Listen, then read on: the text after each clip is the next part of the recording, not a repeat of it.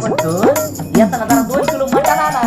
मागच्या वेळेस ते बोकडाचा टिगर आणलं होतं ना ते एकच नंबर. खदगी नुसतं मटणाचं याड आहे. जरा सुद्धा माणसाला हे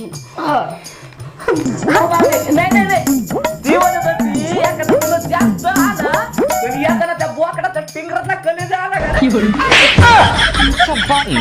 बोकडाच्या टिंगरात कलेजा लावलं होता का?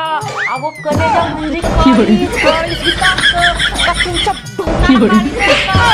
काय बाई खरंच माणूस तुमचा खानदानच उलट्या काळजात आहे.